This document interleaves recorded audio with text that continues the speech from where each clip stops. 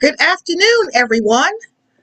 Welcome to the Ohio Council of Churches Mental Health Mondays, where monthly on the second Monday of the month, we bring you mental health experts that will be sharing with you and sharing with us aspects of mental health that are of importance and relevance to the faith community.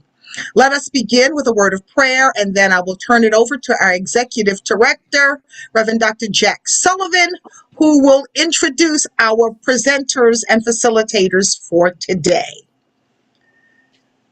Gracious One, God of many names and many faiths, we thank you for this opportunity to gather and share with one another as we deal with the issue of mental health, an area that sometimes the faith community is reluctant to talk about, reluctant to deal with. But we thank you for the many gifts and graces that you give to the human community, that they may be used to be a blessing to all who need. Bless our presenters, bless our audience and participants. Let all that is said and done this day be a blessing and be transformative and inspirational, we pray. Amen and amen. Amen. Amen. I'm happy to join my colleague, Dr. McIntosh, in welcoming all of you to this special forum that I'm happy to say we are doing in partnership with the State Mental Health and Addictive Services Unit, working with that agency and several other nonprofits across Ohio who are collaborating and laboring together in ways that we hope will reduce the stigma that is often associated with mental health care and treatment in Ohio and beyond. And the Ohio Council of Churches is a proud partner of this great work. And today's installment will serve as a vehicle through which we hope to help our audience understand more of the issues concerning African Americans and mental health, and what we can do together to lead more people of color, more African Americans particularly, toward good mental health care and treatment. African Americans, while making up 13.4% of the US population, report that 16% of us have mental health issues, and that's for the last year alone. Despite progress made over the years, racism continues to have an impact on the mental health of African American people. Negative stereotypes, attitudes, and rejection have all decreased, but continue to occur with measurable adverse consequences. Historical and contemporary instances of negative treatment have led to a mistrust of authorities, many of whom are not seen as having the best interests of Black folks in their minds. Today, we have brought in mental health experts, Seneca and Carlos Bing, who will help us understand these issues and bring some clarity and depth to our approach to be helpful in reducing the stigma of mental health care and treatment and helping African Americans receive the treatment that we so desperately need in our communities. A word about our presenters. Seneca Bing is an author, certified grief educator, who currently serves as the district coordinator for faith and community engagement for Columbus City Schools. In her previous time as a licensed school counselor, Seneca worked with families to find values in their true strength and resilience while navigating tough circumstances. She is an active member of Alpha Kappa Alpha Sorority Incorporated, Alpha Sigma Omega chapter, and is also the chair of the Sorority Scholarship and College Admissions Process Committees. She serves also on the finance team and scholarship committee at Faith Ministries Church. Carlos Bing serves as state director of the Gear Up Ohio program for the Ohio Department of Higher Education. Carlos also served as a licensed professional counselor with key counseling and consultation services. He and his clients work together to identify negative thought patterns that promote feelings of dissatisfaction, despair, discouragement, and disappointment. Carlos is an active member of Alpha Phi Alpha Fraternity Incorporated, Alpha Rho Lambda chapter, where he serves as the co-chair of the Alpha Esquire Youth Development Group. He is also a member of Faith Ministries Church, where he serves as a Scholarship Ministries chairperson and serves on the security team. My friends, it's a great honor for us to welcome to this medium today, this platform, Seneca and Carlos Bing. Thank you for being with us today, and may God bless you as you present. The floor is yours. Thank you so much. Thank you, Dr. Sullivan. Thank you all for having us today. We are so excited about this opportunity. Seneca and I have pondered, debated how to share this information. We do this often, but I wanted to make sure that we give you our best to make sure that you're able to go back to your congregations and your membership to be able to help your parishioners as you work with them in this space of mental health, which we know is a challenging space. So we have a presentation. I think my wife is clicking the notes here and the buttons now so we can bring that up. Yeah. And Dr. Sullivan, just from a time perspective, it is 3:37. From your end, would you like us to wrap up probably about 4:10? Is that okay? That'll be fine. That'll be fine, yes. We just want to make sure we're respectful of time and allow for questions at the end. So as we present, for those that are listening, please think of any questions you have and write those down so that you can ask away at the end. We're going to have some time allotted for questions at the very end. So we can go to the first slide. And obviously today we're talking about the history of African Americans and mental health.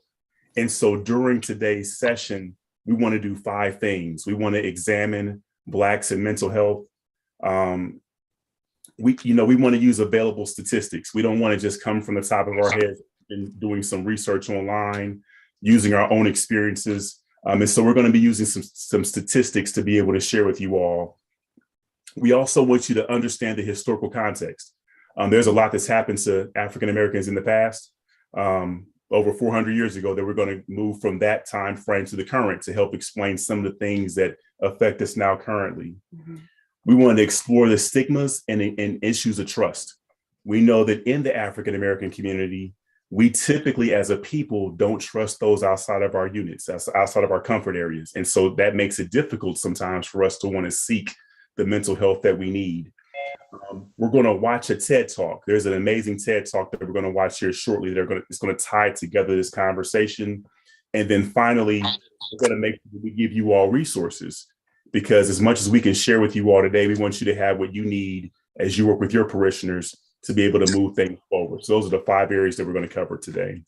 Right. So we are all very accustomed to Zoom and everything virtual, but we always like to start with just a couple of things as we engage in the conversation. We want it to be as interactive as possible, but we also realize we have time constraints. So we do ask that you limit distractions and of course mute if you're not speaking, but we will use the chat feature. So if you have questions, comments, anything, please put those in the chat feature. And then of course, we have already prayed as we started, but just pray with us and for us as we engage in this conversation, because as it was stated previously, mental health is a very difficult topic to have conversation about, but it's very important for us to have conversation about it so we know how to better support one another. Absolutely. So we wanted to start the conversation off with a comment or quote from the Surgeon General, and I'm going to read it. I promise you all, we won't be reading directly from slides the entire time, but I thought it was important to read this very specifically because it sets the stage for the conversation. Mm-hmm. And so the slide says that members of ethnic and racial minority groups in the U.S. face a social and economic environment of inequality that includes greater exposure to racism, discrimination, violence, and poverty, all of which take a toll on mental health. And so I began thinking about that as I saw the slide, and I thought about, what does this mean for the conversation? And I kind of a few things here. I said, if you mix the ingredients of inequality, racism, discrimination, violence, and poverty, and then you sprinkle in the fact that we are people of color, then what you end up with is this heavy toll that many of our people keep cooped up inside and don't deal with properly, which then leads to all these outcomes that we're seeing on the news, in social media, and in many places when it deals with people of color. To expound upon what I'm speaking about here, there's a TED Talk by a gentleman named Devontae Sanders Funches, and it's called The Grounding of Black Bodies. It's about a 3-minute TED Talk, but we're going to play that now, and then we're going to continue the conversation from there. And if you wouldn't mind, just let us know. There are 3 simple changes I tell all of my arthritis patients to make. Number 1, you have to start. Okay. Dr. Sullivan, can you give us a thumbs up if you can hear the PowerPoint wants to start, or the TED Talk? I was always taught to be strong in this world. Told to never let my guard down because at any moment I could be attacked without a moment's notice, that my skin made me a target. Skin that has persevered through many trials and tribulations, from seeing my mama raped by landlords, to my father being beaten and stripped of his manhood, to my brothers and sisters being separated into jobs for this bigger system. My skin has always been under attack. Yet somehow we prevailed through it all, through all the lynchings, literacy tests, new Jim Crows, war on drugs, the gentrifications, police brutalities, food deserts, mass incarcerations. We survived and adapted and pushed to change because our very existence depended on it. Our very existence depends on this black strength. Strength that has carried us for decades, but is undermining an important aspect of our humanity and feeding in on itself. Being strong all the time took away our ability to speak about our weaknesses, our sadness, our mental illnesses. This silence is killing us. On top of that, we lack proper mental health care access and endure mistreatments by medical professionals who cannot relate to us in their practice. On top of that, we stigmatize mental illness to preserve this place of our strength, damaging ourselves, and among black children observing a spike in suicide rates because they may feel that their place in heaven is way better than their place here today, because when black life isn't valued enough for professional help, adequate housing, or even breathing, life here degrades in value in comparison to life after. Black bodies, strong black souls are floating through the wind, seamlessly letting go. Strong black bodies are screaming for help, but suffering in silence and being socially and systematically being put on quiet. Black souls are strong, but we do need help when we do fall through the cracks. That is why I want you to know that you can patch things up with me. All right, we can kick it back like it was a drive-through movie in the 1970s. We can get some help from people who actually understand us, refute our standards of stigmatizing mental illness, and fight against the structures that chronically misdiagnose what this really is. Fight against the racism that brings up our mental health issues and lowers our treatment options, bringing us one step closer to seeing no other option. I want us to see that we have a way to heal this wound that has been widening ever since day one with no means of contracting. I want us to know that the seed that we sow today is the harvest we reap tomorrow. And when we finally reap, we can find peace in these moments, noticing that the danger isn't gone, but we finally have a place where it feels like it is. The grounding of black bodies.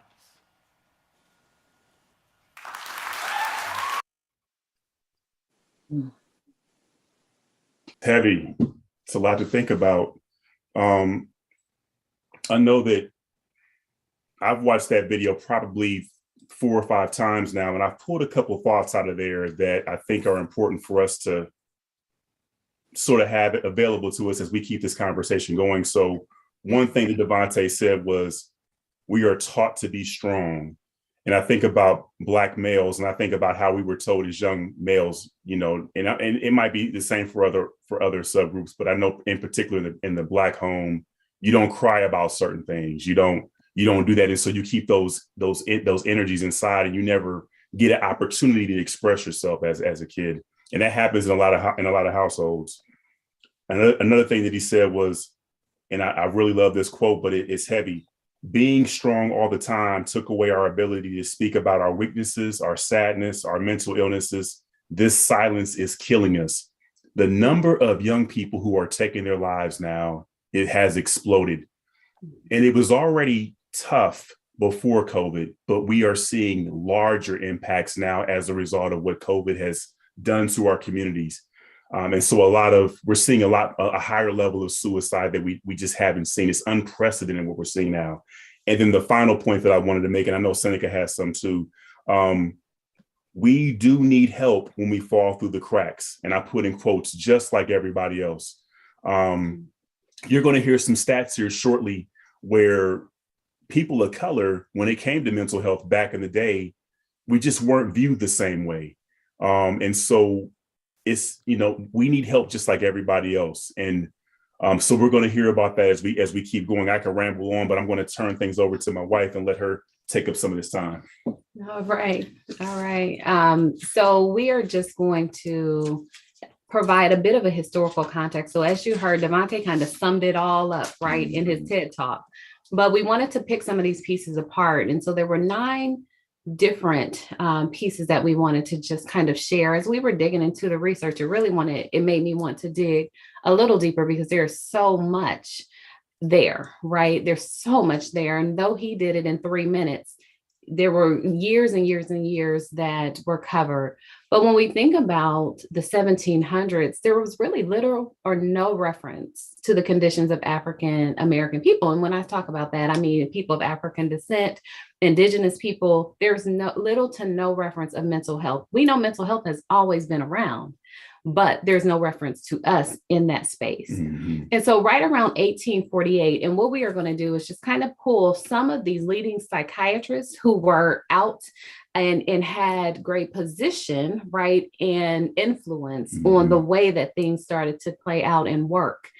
And so in 1848, John Galt was a medical professional, and he equated he offered his position, right, is that Blacks are immune to mental illness. And the reason for that is because they were not profit making, right? Mm-hmm. And so he equated mental health to those who own property, engage in commerce, or were in civic affairs.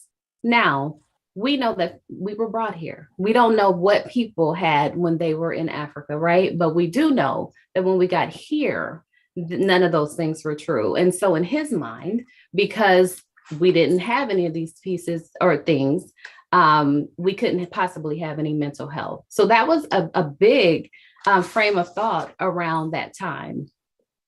The other one, and as you move on to the 1850s, you started to hear of Dr. Benjamin Rush, who was also a leading medical professional. Now he publicly, right, went against what Galt said, but in his mind, he felt that, he wrote actually, that many of the enslaved suffered from abnormal behaviors, including negritude. And what negritude is it's described as the irrational desire by Blacks to become white. So in his mind, because Blacks could not become white, they were starting to have these abnormal behaviors. And he was also widely known to argue against intermarriage and all of those kinds of things. And so you see all of those pieces starting to play out in the 1850s.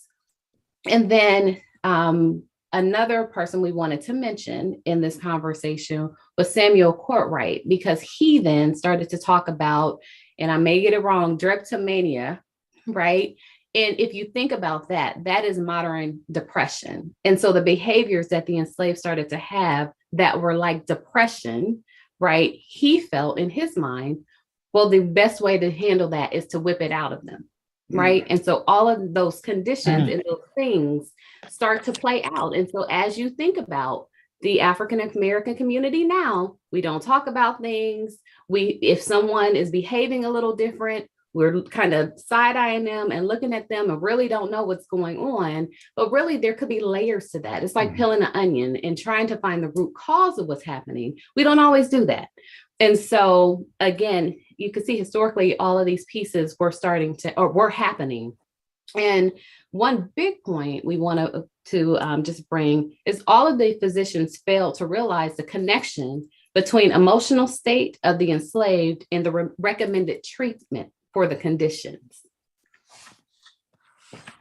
I know you're going to continue with the historical context. Yes. So you went through to 1850. So then you're talking about slavery ending. It was abolished in 1865, right? But we know that when that occurred, there were many who feared, many laws that were implemented to develop some level of control. So what happened in the southern states was they created a criminal justice system as a means of racial control. And I put in quotes, essentially, they were afraid of who we were and they wanted to control us. And so this was a system put in place to control. What really, really hurt me when I read this, though, was when I think about that time, I'm thinking of, men and women, obviously, that were incarcerated because of the criminal justice system. What I didn't factor in was this also impacted children, and that children, in addition to men and women, were all jailed, imprisoned, because they wanted to return these individuals, our people, to slave-like conditions. So when you think about it, in the US currently, there are 332 million people in the United States. About 62% of that number are of Caucasian descent. And when you think about, these are stats that are related to the criminal justice system. So consider that 2.3 million Americans are in prison today, and of that 2.3 million, 70% are non-white Americans. And so while the Caucasian race is a much larger percentage or number of individuals in the United States, people of color represent a far higher percentage, 70% of those that are in prison right now, which we believe is connected all the way back to the criminal justice system being set up back in 1865. The other point that this slide brings up, it talks about schizophrenia. And when I was a young therapist, I looked up some of this information to try to get a better sense of knowing that there were some people of color who went to see therapists, and knowing that there weren't a lot of us that were providing the services. And if you look at the statistics between 1920 and 1950, schizophrenia was attached to the middle-class housewives. So that's how the folks that people trusted to lead us in terms of this mental health space, they deemed the middle-class housewives as those that may be more connected to schizophrenia. This is back in the 1920s, 1950s. And then as we move to the 1960s, you start to see some statistics that showed that Black men were increasingly diagnosed with schizophrenia, to the point that there are statistics that will show you now from the National Institute of Mental Health, where it said that 60% of African Americans had a likelihood of a diagnosis of schizophrenia. And when you think of what schizophrenia means, essentially, when we think of schizophrenia, if you're not a licensed professional counselor, you're the general public, that means you think crazily. So when these when people of color went to see a therapist and they were telling their stories, those that were providing the service to them, typically those of Caucasian descent, would think those stories were of a crazy mindset and would then diagnose these individuals, our people, as schizophrenic. If you know anything about someone who's diagnosed with schizophrenia, there's some medication that's involved. You get a hold of that medication, it affects you in a certain way. If that medication doesn't line up with your diagnosis, that's a mixture for a very bad outcome. And so definitely wanted to point that out. And then, of course, Seneca has some additional historical context that she wants to talk about. Right. And some of them kind of overlap, but we wanted to make sure that we were painting the picture, if you will, or helping to understand why some of these things. And one thing that we did not mention, I worked in the school setting. So I was a school counselor for many years. And so when we go back and we start to think about, again, who is suspended the most, and what that looks like even in the school setting and why, there are some reasons, right, for that, and behaviors that we don't quite understand or know. That too happens also in the education setting. And so again, we talked about these pieces, but the deinstitutionalization. So over the decades, most state hospitals started to close. And so they started building institutions in that space. So you heard Carlos talk about the percentage of, Blacks and African American that are institutionalized, right, because of behaviors. So that started to happen. And, one of the statistics, which we probably know, is that more than 3 times as many people of color or with serious mental illness are now institutionalized. And part of that is attributed to those treatment facilities being closed and institutions opening up. And so if you are closing those very places that will have long-term care and really support people, then what's going to happen, right? And then again, in 1968, you can see, as Carlos was talking about people being described as schizophrenic, one of the things that was pointed out is around the 1960s, when there was the civil rights movement and all of those pieces, that was another big reason why a lot of Blacks were starting to be diagnosed with schizophrenia, because it became known. It became less of a neurosis, dealing with neurosis in that middle housewives, to being a violent diagnosis. And when it became more of a violent diagnosis, part of the reasoning or thought process was, well, these people are now aligning with the civil rights movement. They're aligning with Black Power. They're aligning with these other things, right? And they're starting to protest. And so these protest behaviors are, they have to be schizophrenic. And so as we did the research, it was really interesting to see that started to play out in the literature also. And then the last one, we just wanted to talk about the results, because again, a lot of times people feel that mental health is either a chemical or biological imbalance. But really, when you think about it, in definition, it reflects the reality that's been shaped by social, political, and institutional factors, along with the chemical and biological ones. So it can't be one or the other. All of these things really play into mental health, and why we talk about things, why we don't trust, why we don't want to get help. All of these pieces, they all come together. They do. And when you think about, 7 million people who identify themselves as Black or African American have reported having a mental illness in the past year. 16%. That's reported. That means there's, when I think of the word reported, I think, well, those are the folks that said something. There's a whole lot of folks that aren't saying anything that we know need to seek mental health. But again, that, for whatever reason, individuals are really cautious, particularly in the African American community, very hesitant about seeking mental health services. I know that when I work with clients, a lot of times we end up having these conversations where they're just unloading, and it's because they have never had that chance to share. And so for them, it's like a release to be able to just talk and share their story.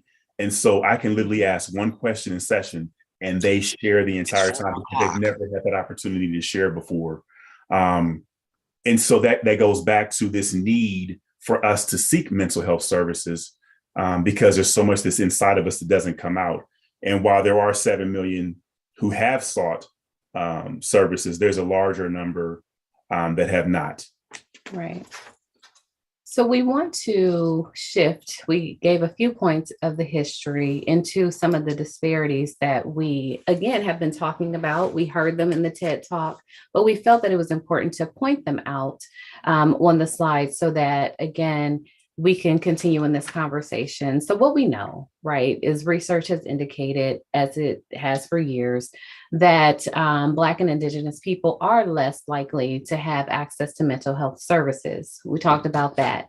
Or even to seek out mental health services. When you go back and think about some of the things that have happened over the history of time, two really big things that come up in my mind are the Tuskegee experiment, as well as the Henrietta Lacks story. When you think about things that happened to them and the impact or toll that that would have taken on mental health, if you're not familiar with Henrietta Lacks and her story, she's someone that had cervical cancer and she was not treated. And her cells then were used for research, right? Oprah did a huge special on her.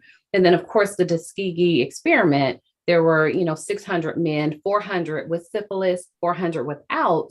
The 400 with syphilis were told that they were being treated on, they were receiving treatment, but they really were not. And so there's much more to both of those stories. But when you really think about these things happening in history, then that is where or why some people have a lack of trust and they don't want to go and to seek help. But we also know that a lot of people receive the poor quality of health. They may be in poverty, they may not have health insurance, there may be a lot of factors that play into that.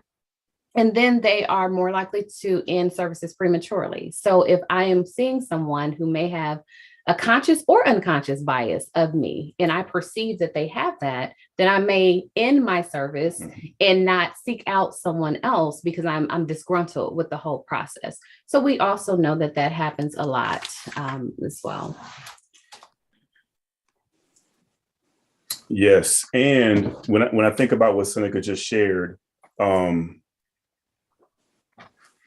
so, for me, working as a therapist, one of the things, so I've had clients who have seen therapists before, and one of the things I hear often from them from a socioeconomic standpoint is, I've been to therapy before. It was someone that didn't look like me. It didn't feel right. It didn't work out. I want to try it again. I'm willing to give you a try. One of the questions I always ask at the end of my first session, how was this for you? And for those that have gone through that cycle before of having a therapist in the past, they typically will say this felt better for whatever reason. And part of it is the most important thing we do in therapy is we have to build rapport with that client. And once the rapport is built, you can talk about near anything. They're more open, they're more willing to share, and then we can get to solutions. And so I'm not here to say that as an African-American, I can only work with African-American clients, or that Caucasian therapists can't work with African-American clients. But what I'm saying is that I have an advantage when I work with African-American clients, and there's a rapport that's built that allows for that process to work a little bit better. You want to keep? Yep. Okay. So he's been talking too much, so we're going to keep going. All right. So, and again, you'll see that there's a theme to what we're doing. So we talked about disparities. We're talking about barriers to mental health. What's important to point out here again is you see the socioeconomic and racial disparities come up over and over, but that stigma piece is also big, right? So the stigma of having a mental health, a study shows that 63%, right, of Black people feel that it's a weakness, right? Or they're considered to be weak if they have a mental illness. And so when you see that play into it, or perception, right? Perception is reality. So I perceive that this person is going to view me a certain way. And so all of that stigma plays into that. And then we talked a little bit about the provider bias and inequality of care. So we won't belabor that point, but those are huge pieces.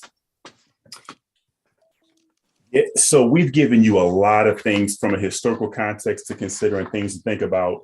One of the things I want to share as we talk about this anxiety page, the signs of anxiety, because I want you all to have some tools. Right. I think that the main thing to think about is, so I'm a therapist.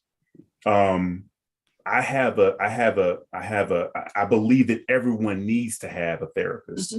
And whether that's a licensed therapist or someone you can talk to that you trust, that you feel like gives you the good, the bad, and the ugly, and doesn't always tell you you're right. Everyone needs someone they can trust to talk through. And depending on their needs, that might determine whether they need to go see a licensed therapist or whether they just have someone they can talk to. But everyone needs someone they can talk to.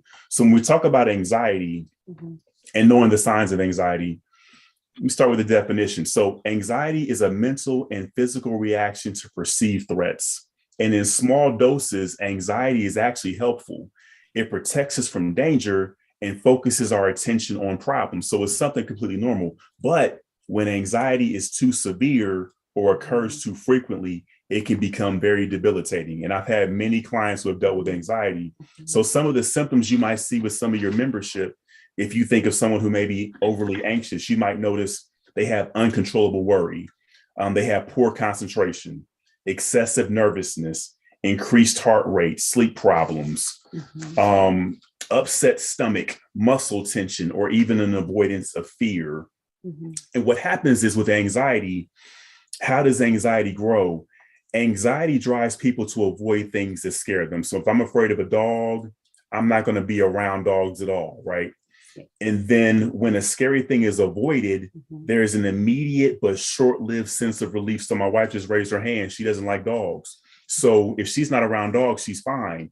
However, the next time a similar threat arises, she sees a dog, it feels scarier than the last time. And this creates a cycle that goes on and on and on. And if left unchecked, it can be very bad for the psyche and the way that you move forward in your life. And can I just add a really quick point? Because I know that you have congregations that you work with, and you may have youth pastors and young people in the school setting. Please pay attention to those that are doing very well in school, because we often think that those students that are doing really, really well are just fine. And a lot of them are very anxious, and they have a lot of these things that play out. They just don't play out in the same way. So please pay attention to all young people that you have in your space. Okay. And then the other common element to this, so you got anxiety on one end, you got depression on the other end. And, you know, sometimes people will say, well, is depression me being sad? Well, I was sad for a day, I must be depressed.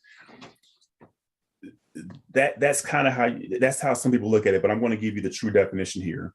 Depression is a common mental disorder. It is characterized by persistent sadness. So we're not talking about 1 day or 1 hour. We're talking about persistent sadness and a lack of interest or pleasure in previously rewarding or enjoyable activities. It can lead to a variety of emotional and physical problems and can decrease your ability to function at home, at school, at church, or wherever. And so one of the things we do as therapists is we ask the question, how are you feeling? And if someone says, I'm feeling sad, okay, how long has that been going on? And as we start to ask those questions, we can probe and find out, oh, is this a 1 day thing or has this been consistent? And that gives us an idea of what's happening in that space. So some of the symptoms of depression, individuals may be dealing with depressed mood, loss of interest or pleasure, significant weight change, diminished concentration, sleep difficulties, fatigue nearly every day, feelings of worthlessness, reoccurring thoughts of death. But remember, again, when you differentiate between sadness and depression symptoms must cause significant distress, 1, and 2, symptoms must last at least for 2 weeks. That's something that a therapist can sort of, we can diagnose that. But if you see members in your congregations that are coming in every week and they're sort of showing these same signs, that might be a sign to you that maybe there's something going on there. Here's some depression facts. Women are 2 times more likely to develop depression. About 1 in 10 people will experience depression in their lifetime. And most people experience their first depressive episode between the age of 20 and 30. Over half of those that are diagnosed with depression also suffer from anxiety. 60% of those who die by suicide suffer from depression or a related mood disorder. Physical exercise has been found to have a significant antidepressant effect on depression. And finally, a combination of both psychotherapy and medication have been found to be most effective treatment options for depression. And why that's significant is because sometimes what happens is individuals will begin taking medication for treatment, or for a diagnosis, but they don't continue to see the therapist. It can't be one or the other. You got to do both, because as a therapist, what I'm going to ask you is, how have things changed? And if things are staying the same, maybe we got to adjust that medication. Or if things are changing, maybe the medication is helping, but we got to be able to check in on those things. So I'll stop talking and get back to my wife. All right.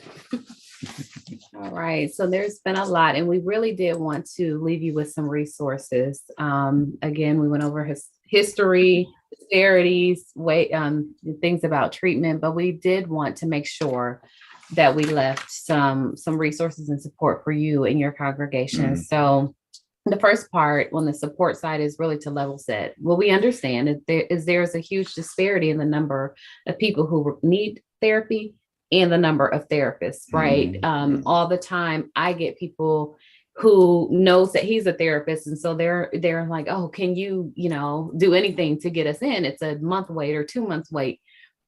We know that there's a disparity there, so we do have to level set in that space.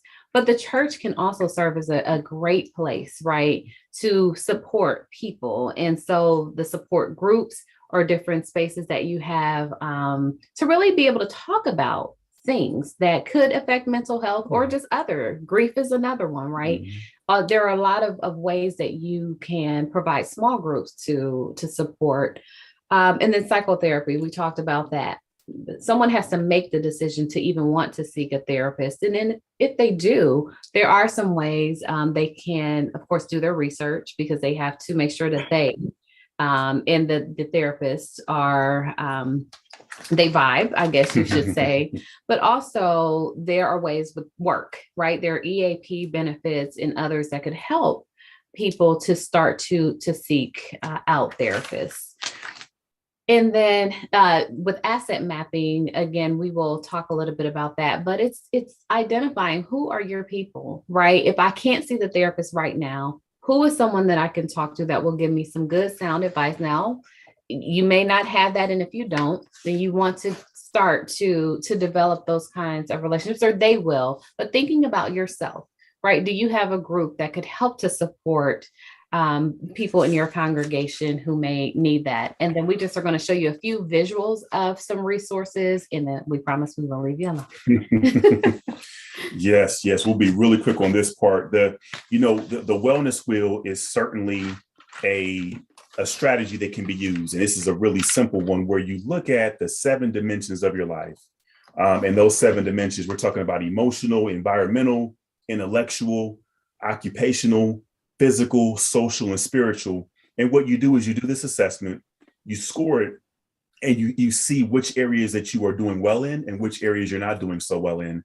And for those areas that you're not doing so well in, once you're able to see this visual representation, you can put some more attention to those areas and make sure you build those up so that you have a more well-rounded version of yourself that's continuing to develop and grow. We all need work. None of us are perfect. But this is certainly a way, using the wellness wheel, and we'll share these resources with Dr. Sullivan. These are ways that individuals can assess and then figure out where they are in their wellness walk. This 15 self-care habits worth prioritizing. I love this sheet. I'm only going to point out my favorite one on this sheet, which is the very first one that says say no. People will ask you to do stuff all the time. The power of saying no, it's okay to tell people no if you don't have the time to be able to do certain things. And so the power, it's important to be able to prioritize yourself, because as we always say, you can't help someone else if you're not in the space where you can help others. So that's a very important one there. And again, we'll share that resource with Dr. Sullivan. I used to tell my students, no is a full sentence. And so sometimes you have to say it. Yes. So as we think about one thing that our pastor, we attend Faith Ministries Church, so Dr. C. Dexter Wise, he developed the 12 steps to making your congregation a center of mental health and wholeness. And so one thing that we did not mention is Carlos and I, every third Thursday, we do a conversation around mental health for our congregation. It's live streamed and all of that. But one of the things that we have been happy about is Dr. Wise has made mental health a priority in our space. And so it's a workbook like this. And I wanted to just read just really quickly the description so that you can kind of hear, but really it's a series of conversations. So each one of those has a small video, and then you have questions, discussion questions, and things that you can use with your group. But it says, just about all of us have heard about 12-step programs for individuals to help them overcome addiction and even cope with mental illness. But what if there was a 12-step program for institutions? That is to say, it will be a program to help an institution or an organization become a community of compassion, a place of empowerment, and a sanctuary of support as it relates to mental health. So with Faith Healers, your local faith community could be that place. And then Faith Healers is a 12-step program designed to help make your congregation a center of mental health and wholeness. And so again, this is just another way if you want to have conversations or to think about those 12 steps to work with your congregations. And then the very, very last thing, so we talked about self-care, but I know that some people are not in a place, right, to know what they need in terms of self-care. And so this concept of community care is also very important. And so we were able to find a community care support plan, right, and you insert the name. And BEAM is the Black Emotional and Mental Health Collective. And, we always say, or I say, when we lost our daughter, I didn't know what I needed, right? I couldn't put one step in front of the other. But this concept of community care, we had a community of people who cared for us and helped us to support us. And that got us to where we are. And so it's the same. When you start to see people and that they are struggling, you can just see it written all over it. It may be worth helping them to develop a plan so that they can be healthy, right? And you helping them. And it's this whole notion of see something, say something, do something, right? So that is where we will leave you. So we thank you for your time. Hopefully we didn't go too far over. But want to open up for questions. All right. If you would end your screen share. We sure can. There you go. All right. Thank you so much. You have given us a lot to absorb and to consider. One of the things, and I'm going to start with the first question, is I know you mentioned church and faith community in this. Talk a little bit about the danger of faith leaders, unfamiliarity with mental health, that often when they may try to counsel themselves, they may end up doing their congregant more harm than good. That definitely happens, Dr. McIntosh. I've heard a number of stories from clients that I've had, as well as folks out in the general public who have mentioned the hurts in the situations they've dealt with where they received bad counsel from the leader of their church. I think the most important thing we have to remember is that our pastors, they are human. And so, they may say some things that maybe don't line directly with what that person needs. But we can sometimes feel we feel very connected to our pastors, and sometimes individuals hold them to a much higher standard than the rest of the rest of the folks out there. And so whatever the pastor says, I'm going along with that, which isn't totally bad, but there's a space where our pastors can be awesome, and there's a space where you got to refer. It's just like me with therapy. I feel like I'm a pretty good therapist, but there's certain spaces where if someone come with a situation, I'm farming that out because I'm not good in that space. And I think it's important for our pastors to know what they're good at and to be able to farm out when necessary. One starting place I would definitely say, and I know it's a kind of a big task, but one thing that I was happy that Dr. Wise did do at one point was he did a whole series preaching on mental illness in the Bible. Yeah. And then he had a mental health clinician at the end of service come and talk about that specific thing. And so he gave the biblical context, and then he was able to have some, because Carlos spoke at one of those Sundays, but it was a series of, I don't know, 5 or 6 different topics, but he was able to normalize the conversation with our congregation, because sometimes it's really taboo and people are kind of like, I don't want to talk about that. Right. And then show instances where it may have, appeared in the Bible, and then again had the medical professional or mental health professional come and add to the conversation. So that was good. Paula Haynes asks, do you know of local churches, I guess in the Columbus area, that are hosting these 12-step support groups for mental health? She says, I would love to be able to refer people to these groups for support. So we'll have to get back to you with that. I just wanted to. And if you just send it to Dr. Sullivan or myself, we will make sure that it gets distributed. Absolutely. Absolutely.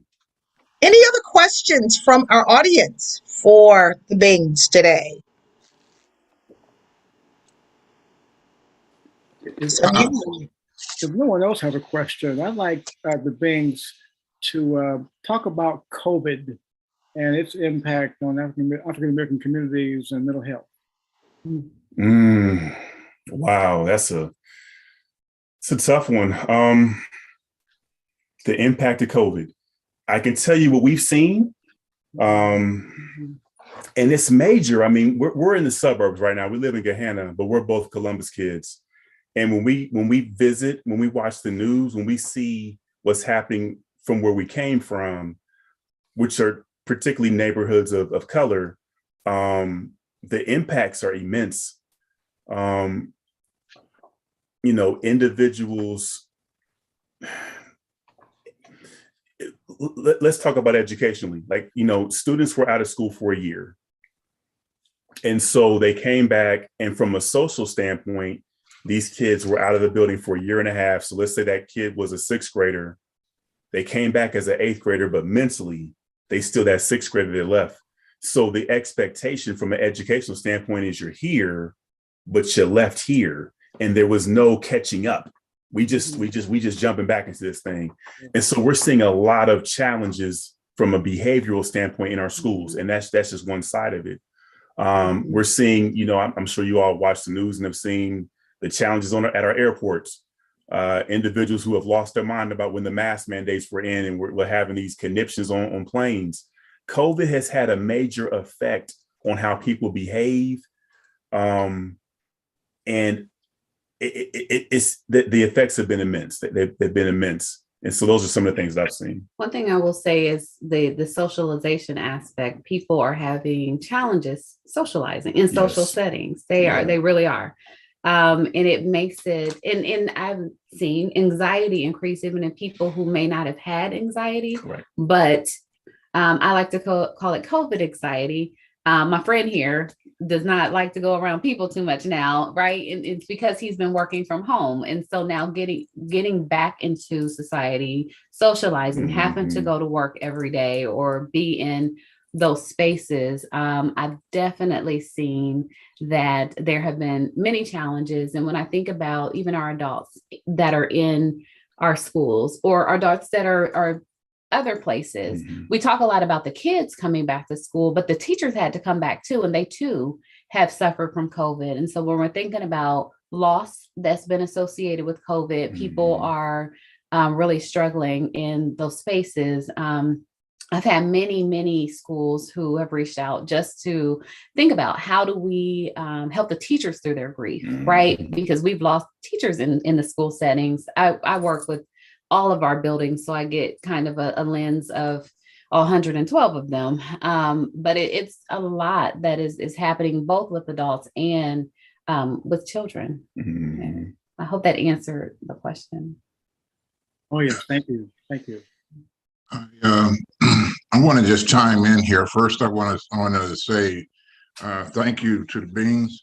That was a very powerful presentation, and it there's so much to unveil here.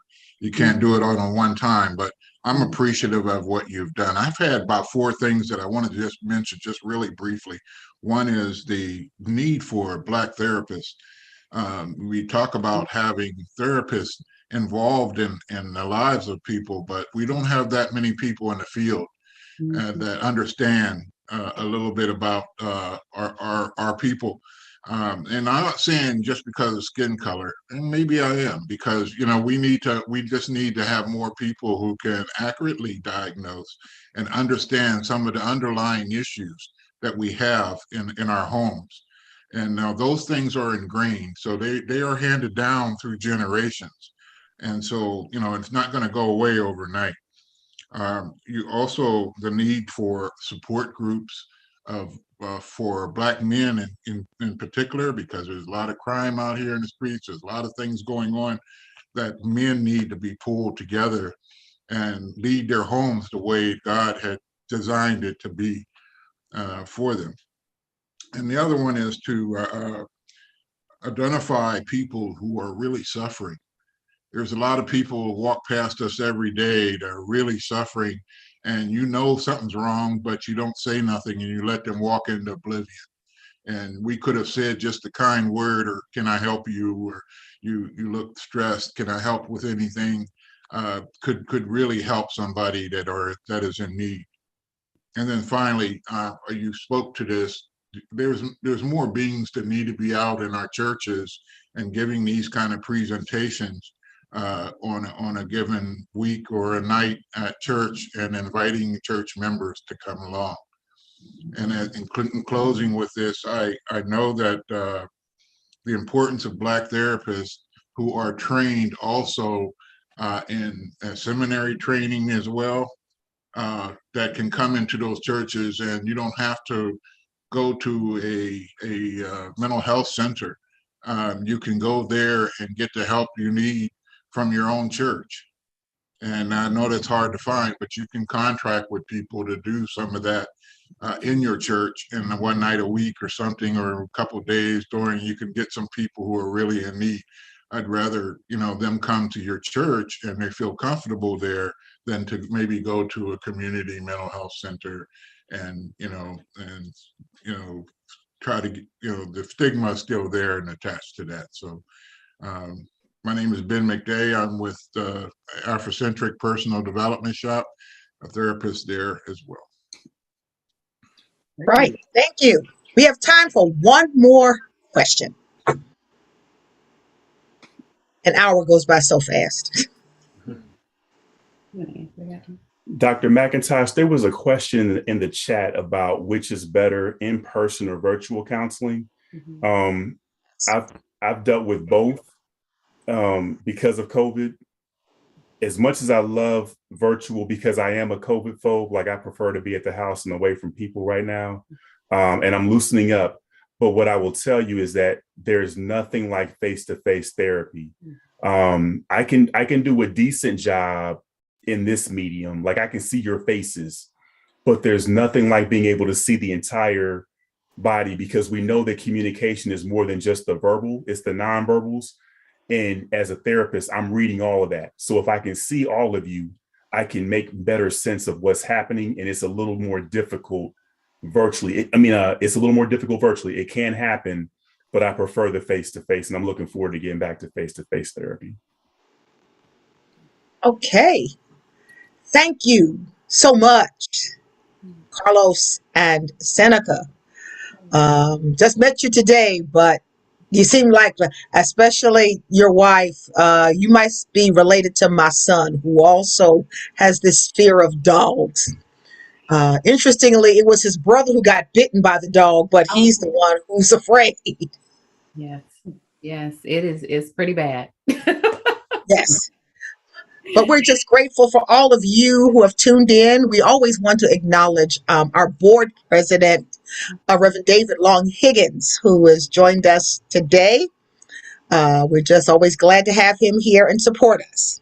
Thank you, Dr. McIntosh. Always a delight to be with you, and what a remarkable presentation today. Just thank you both so much for this not only the insights, but also the hope that's inside this, that as we begin to talk about these things openly, that's such a significant starting point for getting this on the radar much more broadly. And so thank you for your time and your expertise and the gift to us all this afternoon.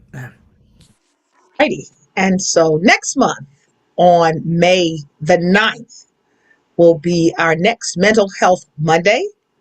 And our guest presenter is the Reverend Dr. Ashley Hicks, a professor at The Ohio State University, who will talk about mental health and African American women.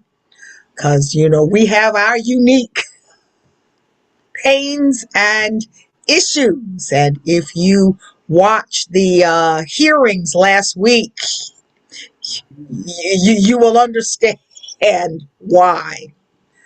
Thank you again, everyone, for sharing with us today.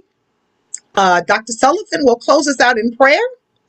We will have our regular Faith Leader Zoom call 2 weeks from today on April the 25th. Dr. Sullivan and I haven't figured out the topic yet, but once we do, we'll send it out. And again, we'll have the Zoom registration for you to join us. If you get it, please send it to your friends and your colleagues.